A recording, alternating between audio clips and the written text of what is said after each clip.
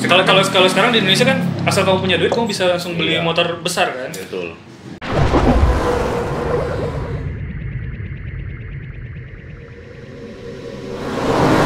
Dia punya duit, punya nekat, tapi skillnya nggak dibeli. Karena Punya itu gengsi juga lah. skill itu nggak bisa dibeli. Sama punya gengsi. Itu yang lebih utama di gengsinya dulu. Iya sih.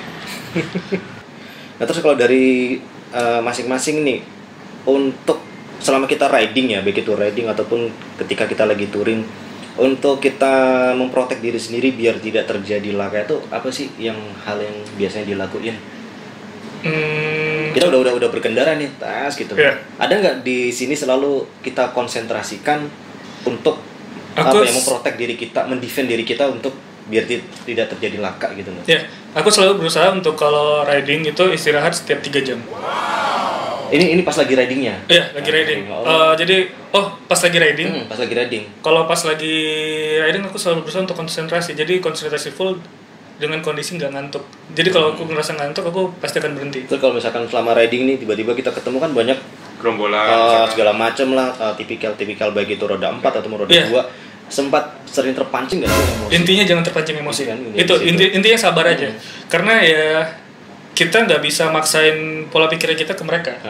Jadi kita yang bisa ngekontrol dirinya kita Bener, gitu. bener sih. Jadi jangan ngikutin mereka gitu sih. Kalau kita udah sedikit terpancing. kalau terpancing itu udah merubah sedikit gaya riding kita loh sebenarnya. Karena kalau kamu terpancing emosi, yang satu terjadi itu kamu jadi kaku. Kalau kamu udah kaku, pergelangan tangan udah kaku, terus bahu kaku, itu tilop, itu kendali motormu jadi berat. Iya, belum lagi kan kita bawa beban juga kan, tas yang kita bawa. Terus sama kalau bonceng pertama sebenarnya ya ini ya santai gitu, tapi Iya, santai. serius gitu. Serius tapi jangan terlalu jangan terlena. Iya, kamu kalau santai cuma santai relax. Relax, lebih ke relax. Tapi ya jangan sampai stres sih kalau aku bilang. Misal kamu udah ngerasa jenuh dengan kondisi traffic, udah jenuh sama suasana panas atau gimana, ya berhenti. Iya sih. Istirahat 30 menit, 20 menit baru jalan lagi. Kalau aku sih sebenarnya bisa dibilang agak lucu juga, unik juga yang selalu tak pikirkan selama baik itu riding perkotaan doang ataupun touring gitu kan. Aku cuma satu yang selalu tak pikirkan. Aku riding dengan caraku, terus jangan mudah terpancing balik lagi emosi, banyaknya perilaku pengendara yang lain kan. Terus yang lebih penting adalah aku yang selalu tak pikirkan selama riding ataupun touring adalah kalau aku terjadi laka, sebenarnya kan kita banyak nih kejadian kita pernah terjadi laka, terus kita pernah ikut ingin membantu kan segala macam. Pastikan hal utama adalah kita sanggup kasih ganti rugi atas hal yang kita lakukan gitu kan. Memang sih terjadi laka kan kita nggak pernah tahu mana yang salah mana yang benar. Tapi kan pasti di situ ada unsur saling ganti rugi. Aku selalu mikir di situ. Ini kalau aku terjadi laka, males ribetnya tuh harus ganti rugi, harus ngurusin segala macam, itu selalu tak pikirkan. Karena banyak orang kalau udah terjadi laka, mereka berani melakukan kebut-kebutan, tapi begitu udah merugikan orang lain, gitu, nggak berani. Mereka angkat tangan. Nggak sanggup untuk ganti rugi. Maka aku sampai mikir, lu ngapain kebut-kebutan kalau ujung-ujungnya nggak berani ganti rugi gitu kan? Benar banget. Kan aneh gitu loh. Terus kalau ini lagi, kalau kamu kecelakaan, terus kamu meninggal, itu is okay. Karena ya mungkin ajalmu udah nyampe sana, udah cukup. Tapi kalau kamu kecelakaan, terus kamu sampai cacat, udah punya keluarga lagi gitu. Terus itu kamu nyusahin keluargamu. Bener. Itu kamu nyusahin masa depan diri sendiri juga. Iya.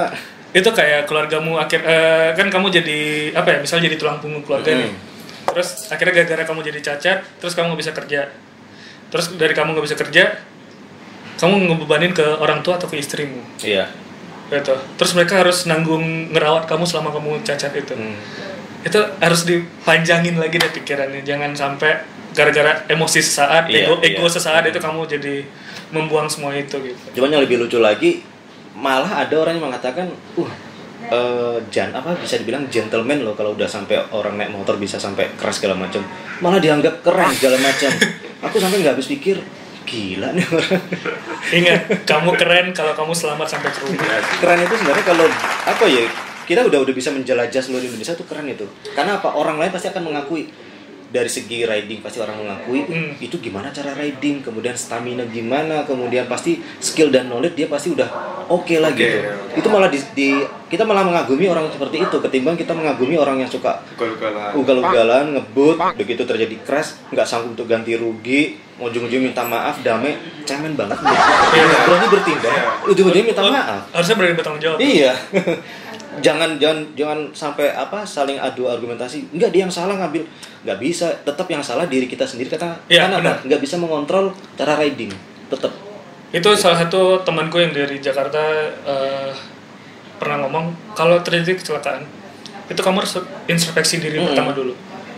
Kamu udah bener belum? Kamu udah kontrol belum sebelum terjadi kecelakaan itu kayak gimana? Benar.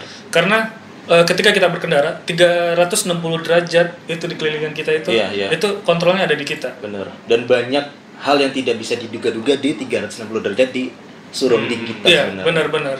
Makanya itu fungsinya dari spion. Nah, dari spion pun itu kan ada blind spot tuh. Kalau di defensive driving atau riding, itu kamu setiap 10 detik itu ngecek spion sepersekian detik. Jadi spion yang main kan mata kan? Iya, mata di ekor mata. Lalu kadang kalau kamu mau pindah haluan, kamu harus back check dulu. Betul. Itu kalau udah terbiasa kita otomatis loh. Refleks loh. Iya, biasanya gitu sih. Jadi 2 kali cek. Harus dibiasakan. Iya. 2 kali cek. Harus dibiasakan kayak gitu. Jadi bukan spion itu pajangan atau sampai sekarang pernah kita lihat kan motor-motor spion itu malah dihadapin gini kan, kacanya di bawah. Ini buat apa ngelindungi tangan biar gak kena sama matahari? Itu kadang orang-orang banyak, apalagi anak-anak sekarang yang ngerasa kalau nggak pakai spion itu lebih keren. Itu bahaya sih sebenarnya. Karena kamu nggak bisa ngontrol di belakangnya kamu. Kamu nggak tahu kalau kamu ngerem, mobil di belakangmu lagi ngeliat kamu atau enggak gitu. Dan kebanyakan bikin kaget yang dari depan kadang juga kan banyak. Dan memang sih banyak juga orang argumentasinya adalah lah namanya di jalan kan kita nggak bisa tahu apa yang akan terjadi. Bukan itu kalau menurutku to the point-nya. Poinnya adalah kita sudah paham, karena balik lagi semua orang bisa naik motor. Semua orang bisa naik mobil, tipe apapun, motor juga tipe apapun, sisi apapun. Tapi nggak semua orang, belum tentu ya semua orang tuh memahami dalam hal berkendara. Di situ sebenarnya kan banyak tuh ruang lingkup memahami dalam hal berkendara, memahami motor tersebut, ya kan. Kemudian skill yang akan kita terapkan ketika naik motor tersebut beda, naik motor matic dengan sport atau motor intinya beda-beda motor kan beda-beda skill. Beda. Nah di situ sebenarnya makanya ketika nanti terjadi laka, kalau kita sudah paham dengan cara riding yang benar, kemudian kita lebih memilih mengalah ketika kita menghadapi di depan, kok orang ini kok kayaknya kendaraan ini kurang oke nih, mending kita mengalah aja. Dia kalau ada kesempatan ya kita langsung lewatin seperti itu. Nah suatu saat kalau terjadi laka, bukti nyata kuat itu karena polisi itu nggak bodoh, polisi itu intelektualnya tinggi. Dari apa? Jejak ban pertama. Dia tahu posisi motor ini udah berada di jalur yang benar. Berarti yang salah dari sini. Itu polisi udah bisa menentuin sebenarnya. Karena ada setiap kecelakaan kalau ada polisi itu ada reka kejadian. Makanya hitung-hitungannya tuh nggak pasti ya. Kalau polisi yang baik, mereka selalu menganjurkan untuk kekeluargaan di sana itu. Karena tapi rata-rata kan kebanyakan sekarang itu ini ya, ujung-ujungnya duit. Enggak semua. Enggak semua ya, memang sih enggak semua. Tapi aku beberapa kali ngalamin kayak gitu. Itu pengalaman pribadimu? Itu pengalaman pribadi kan? Pengalaman pribadiku enggak. Mereka menganjurkan untuk secara kekeluargaan. Aku pernah kecelakaan waktu itu, orang mau melakukan U-turn, tapi dia nggak ngelihat ke kiri dan asal belok. Dan aku dia boncengan. Boncengan bawa suami istri. Dan aku kondisi lagi ngebut. Itu aku juga salah karena aku ngebut nggak memperhatikan kalau di depan itu udah mau belok. Tapi si bapak ini juga dia belok baru nyampe itu langsung ngegas lagi. Langsung motong dan langsung makan dua-dua jalan gitu. Itu bawa motor apa? Aku bawa Scorpio. Si bapak itu bawa Supra apa Shogun aku lupa. Dia boncengan terus aku hampir mengenai istrinya. Jadi aku langsung ngebanting motorku kebanting kena knalpotnya si bapak itu. Dan kebetulan waktu itu ada polisi dari jalur yang berlawanan. Tahu. Akhirnya berhenti dia. Dia berhenti, dia langsung berhenti. Aku pikir, waduh polisi. Urusan lagi nih gitu kan. Ternyata enggak. Aku sedang beradu argumen sama si bapak. Si polisi datang. SIM SNK mana? Keluar kan? Lengkap semua nih. dipegang sama dia. Aduh, tilang. Ternyata enggak, si bapak tuh ngomong gini. Polisi? Oh iya, si polisi tuh langsung ngomong, udah selesaikan dulu secara kekeluargaan. Nanti kalau emang nggak bisa, kita urus di kantor, motor kita angkut. Mau nggak mau kan akhirnya baik kan? Iya, mau nggak mau kita akhirnya jadi tenang dong, karena udah ada polisi deh. Akhirnya kita ngobrol, dan akhirnya si bapak itu mengakui kesalahannya dia. Akhirnya ya udah, motorku dibenerin sama dia, dan aku ngebenerin motornya si bapak itu. Bagus kalau gitu. Karena kalau menurutku mungkin gini, polisi itu ya itu balik lagi intelektualnya memang tinggi, dia cerdas. Dia mengajarkan pertama, oke, selesaikan dulu secara kekeluargaan. Dia sebenarnya di belakang itu menilai ada nggak perdebatan yang sekiranya antara kedua belah pihak ini nggak bisa diselesaikan. Kalau nggak bisa diselesaikan, baru dia turun tangan mulai dari pengukuran segala macam lah, acara-acara itu, sehingga bisa membuktikan yang salah siapa di situ sebenarnya. Karena ya balik lagi sih, mending kita menghindari sebuah bahaya dari mengembangkan skill riding kita sebenarnya. Ya, pokoknya kita jangan, karena kita rubah nih. Kan biasanya kita menyesali apa yang sudah terjadi di akhir kalau udah kejadian. Kalau bisa kita rubah konsep dari awal, sebelum kita mulai gas, kita udah mikir, oke, aku perjalanan jauh, nanti kalau terjadi laka, udah pertama rugi diri sendiri, nggak bisa mencapai tujuan, kemudian biaya juga segala macam, nanggung diri sendiri, belum lagi nanggung biaya orang lain, banyak nih yang akan aku tanggung, mampu nggak ya? Di situ kita udah mikir. Iya benar. Harusnya. Sebenarnya sih kembali lagi ke mental sih. Mental kita, kedewasaan mental kita di jalan itu sebenarnya akan ditempa dengan waktu. Tapi mau nggak mau kita harus mempelajari juga. Kita harus mempelajari ilmu riding itu kayak gimana. Iya.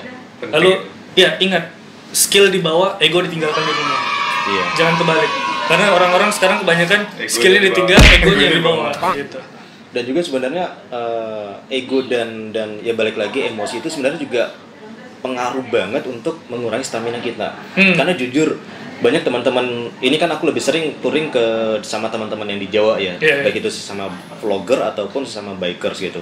Mereka sampai heran, Ji, lu kok nggak capek-capek waktunya istirahat gampang ini. Apalagi yang beberapa hari yang lalu kan touring keliling Bali tanpa rest kan istirahat kan. Itu sebenarnya rasanya cuma satu, bisa mengendalikan emosi. Sebenarnya benar.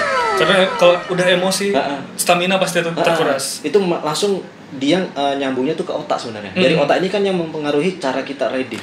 Emosi tuh banyak kok. Lagi riding gini tiba-tiba ada motor belok tanpa sen. Kalau kita udah langsung emosi kan, ya minimal miso mungkin, maki-maki. Jangkrik orang ini, udah nggak usah dilanjutin, nggak usah ngedumel lagi. Kalau makin ngedumel terus. Ya pokoknya misuh itu aja udah jangan dilanjutin lagi.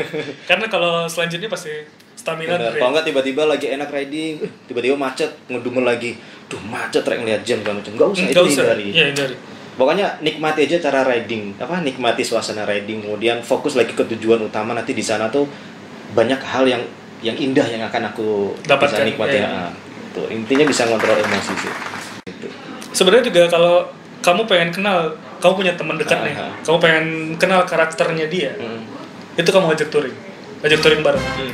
Nanti ketahuan sifat aslinya orang itu kayak gimana. Kita punya namanya trik namanya power nap. Power nap itu istirahat di mana kita tidur selama 20 menit. Maksimal 20 menit. Jadi kamu nggak boleh kurang, nggak boleh lebih dari 20 menit itu. Itu rasanya kalau kamu udah tidur selama 20 menit itu akan seperti kamu tidur udah 8 jam. Segernya itu. Berarti setting alarm ya? Setting alarm harus selalu. Jadi kalau kamu diganggu pas lagi tidur, lagi power nap terus kamu diganggu sebelum itu pusing banget. Parah banget pusingnya. Lalu ada namanya super power nap. Super power nap itu dibantu dengan kafein. Jadi sebelum kamu tidur 20 menit itu kamu minum kopi dulu berapa sip, berapa teguk. Berarti kayak ini dong jatuhnya. Doping gitu. Jadi kayak kamu ngecas si jantung gitu. Jadi dari kafein itu kan dia akan mempercepat detak jantung gitu. Oke sahabat, jadi itu ya mungkin dari kesimpulan kita banyak sharing pengalaman masing-masing, perbedaan dan tentang touring itu. Sebenarnya sih touring itu kalau dari aku kan ada tujuan yang ingin kita tuju, kemudian entah itu ingin kita mempelajari tujuan tersebut, ingin mengabadikan sebagai dokumentasi di hari tua segala macam, sehingga ketika kita pulang dari touring itu motor kita towing segala macam, itu termasuk kategori touring juga. Karena touring itu sebenarnya kita menuju ke sebuah lokasi yang ingin kita tuju. Begitu udah sampai, ya udah itu udah dihitung touring sebenarnya. Jadi jangan sampai mengira, walah motor di towing katanya touring. Jangan seperti itu. Jangan meremehkan itu. Karena nggak ada sih pengertian touring itu berangkat dan pulang itu pakai motor, nggak ada pengertian touring seperti itu. Karena pengertian touring itu sebenarnya adalah kita riding keluar provinsi. Tapi kalau kita riding masih di dalam provinsi, di dalam kota, terus kita touring yuk. Bukan touring menurutku, itu riding itu. Aku biasanya rolling sih. Rolling ya. Rolling. Bahkan orang bilang gaulnya, ayo ngopi ke sana yuk. Langsung tujuan. Iya, biasa gitu. Yuk ngopi yuk di Tabanan, yuk ngopi ke Singaraja, ngomong gitu. Cuman akhir-akhir ini kita sering denger, kadang dibikin story, wah besok hari Minggu, kalau nggak apa gitu story touring ke ini. Touring ke Karangasem, touring ke perasaan masih di dalam pulau dan masih dalam provinsi. Kadang, aduh. Ya di sini kita ingin saling berbagi biar teman-teman tuh lebih bisa memahami perbedaan riding dengan touring, sehingga bisa semangat juga ingin mengeksplor Indonesia lebih di situ sih, sehingga kita bangga dengan diri sendiri, kemudian kelak anak cucu kita juga bangga karena ada dokumentasi ini. Iya benar. Itu kayak almarhum ayahku, dia suka bikin jurnal perjalanan juga. Nah, jadi sebenarnya ini kayak nurun. Kayak nurun dari ayahku. Ayahku suka riding bawa motor, ya kebetulan itu Astraster itu udah keliling bukan Pulau Sumatera sih, nggak nyampe Pulau Sumatera. Itu baru nyampe Riau, Sumatera Barat dan Jambi. Bawa motor apa dulu? Astraster. Legend kalau itu udah. Kalau aku udah dari keturunan juga, touring dari unsur keturunan juga keluarga. Iya, bapak suka motor. Cuman kalau aku dari keluargaku begitu orang tua sendiri ya, terus keluarga dari ayah atau ibu nggak ada yang suka touring ini. Oh iya. Aku juga bingung. Karena kamu mungkin baru diajakin teman terus kamu merasa seru gitu. Iya. Akhirnya di situ kayaknya aku lebih menemukan passionku. Passionku lebih lebih suka berbaur dengan alam sebenarnya. Bukan ke sirkuit kayaknya. Kalau orang-orang kan mengejar keren-kerenan turun sirkuit kan, kalau aku enggak. Kalau aku lebih ke sosialnya. Jadi mungkin balik lagi karena aku memang suka mendaki ya. Jadi ketika sudah susah lagi menemukan teman suka mendaki, terus aku beralih ke motor, sama juga jalurnya jalur adventure. Akhirnya nyambung kan. Dan itu sebenarnya aku tadi pengen ngobrol kalau kedepannya ini di Indonesia itu akan berkembang namanya ride and camp. Kayak motocamp. Iya, motocamp. Jadi mereka tren selanjutnya itu akan itu. Jadi kamu solo riding, off-road ringan, lalu kamu camping di sana sambil bikin kopi, menikmati alam. Itu kedepannya akan kayak gitu tren-tren motor. Bisa jadi karena pabrikan motor pun juga membaca karakter rider-rider Indonesia, sukanya apa karakternya, akhirnya didukung dengan motor-motor yang dikeluarkan dari masing-masing pabrikan. Secara otomatis pabrikan pasti melirik kan? Iya, pasti. Ini saya kasih bocoran. Ke depannya kayak gini. Jadi sharing terakhir dari kita sebenarnya sih, kalau bisa riding itu sebenarnya sih selain menikmati sensasi motor di aspal, tapi mungkin lebih banyak menikmati alam sih sebenarnya. Karena dari situ kita bisa juga belajar disiplin, menghargai, saling menghargai. Menurutku di situ lebih enak ketimbang kita sensasi ingin menikmati aspal segala macam tapi nggak pada tempatnya gitu loh. Kalau emang ingin menikmati sensasi motor ngebut-ngebutan, ya mending di yang paling dekat ya sirkuit Bung Tomo Surabaya di situ. Itu lebih oke gitu loh. Ketimbang di jalan-jalan perkotaan kan lebih keren. Aku lebih salut seperti itu. Karena jujur kalau kita lagi riding gitu kan, nyantai gitu, tiba-tiba ada motor ugal-ugalan. Set aku mikir kok norak banget ya kan. Aku mikir di situ deso gitu. Ini bukan kebanggaannya dia tuh ingin memamerkan skillnya dengan orang-orang lain. Bukan, men. Orang-orang di sekitar itu nggak ada yang paham tentang itu. Mereka terganggu. Mendingan dia memamerkan hal itu di sirkuit di mana orang-orang yang melihat itu paham tentang riding. Setidaknya gini, kita mengekspresikan hobi kita. Riding kan termasuk hobi termasuk hobi, bukan dan sebuah penghilang stres. Itu kita bisa bangga kalau kita bisa ditiru cara riding kita yang benar. Cara pengalaman kita diikuti dengan orang tuh, bangganya sebenarnya di situ. Bukan bangga karena viral dengan kebodohan kita. Itu itu tuh jangan bangga dengan viral dengan kebodohan. Iya, itu kasihan bener. Itu apa ya? Nama jejak digital tuh nggak bisa dihapus. Susah. Masalahnya ketika kita ngingetin tuh dibilang gini kan. Kamu iri. Emang kamu bisa kayak gitu? Kemampuanmu sampai kan? Ya, kemampuan apa? Orang ngambil jalur rolak sampai pojok-pojoknya. Jadi ya balik lagi kita sebagai seorang rider, mau itu biker, kalau bisa tanamkan prinsip kita bangga kalau dinilai orang lain itu secara bagus, positif dan bisa ditiru bahkan kalau bisa kita bisa dijadikan sebagai promotor. Dalam hal kedisiplinan bisa bekerja sama dengan pihak kepolisian, bahkan yang lebih bangga lagi kita bisa dirangkul sama pabrikan motor untuk apa? Meningkatkan safety riding, menularkan safety riding, dan yang lebih keren lagi kita dijadikan sebagai endorsement oleh pabrikan motor agar melariskan marketingnya mereka juga pasti kan, karena ketika kita ugal-ugalan di jalan kan orang juga menilai oh kebanyakan motor A sukanya gini, yaudah deh besok anakku nggak akan aku belikan motor itu, beli motor yang ini aja karena banyak pengguna motor A, banyak pengguna motor A tuh pada kayak gini gitu. Kasian juga nanti penjualan marketing si motor itu.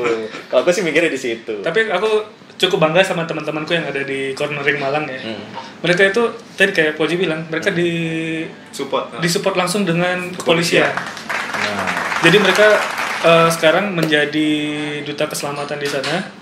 Keren kan? Terus mereka langsung mengajarkan untuk defensive riding ke lembaga-lembaga yang di backing langsung dengan kepolisian. Gitu. Ada lagi mungkin? Kayaknya aku sementara itu dulu deh kayaknya. Nanti bisa kita lanjut lagi dengan episode yang lebih menarik lah. Boleh deh. Ya pokoknya nih episode curanmor, curhatan motor. Karena curanmor yang itu negatif ya. Udah lama sebenarnya kalau orang bilang curanmor, ini orang mau ini, padahal enggak, itu ada singkatan curhatan motor. Karena curanmor yang pertama tuh aku bahas tentang dekal sama Mas Jo Motovlog gitu. Karena kan dekal itu juga ada nilai-nilai yang harus kita jaga. Ternyata dekal itu 60% harus warna asli motor. Katakan motornya warna merah putih, kita ingin dekal warna kuning full, pasti kena tilang. Iya pasti kena tilang. Dari situ kita baru tahu sebenarnya. Nah sekarang curanmor kedua tentang riding dan touring itu apa, nanti curanmor episode ketiga mungkin dari para sahabat bisa request atau enggak kita mungkin nanti berdasarkan apa lagi yang kita dengar banyak orang pengen tahu, jadi kita akan bahas juga sih gitu. Ya wes, kita akhiri obrolan curanmor ini. Ada Mas Eko dari EVB Channel, Mas Rajiv dari Ras 47. Oke, Ras 47 dan H4 sendiri, dan sampai jumpa di video curanmor selanjutnya. Thank you. Assalamualaikum. Memori cardku full semua.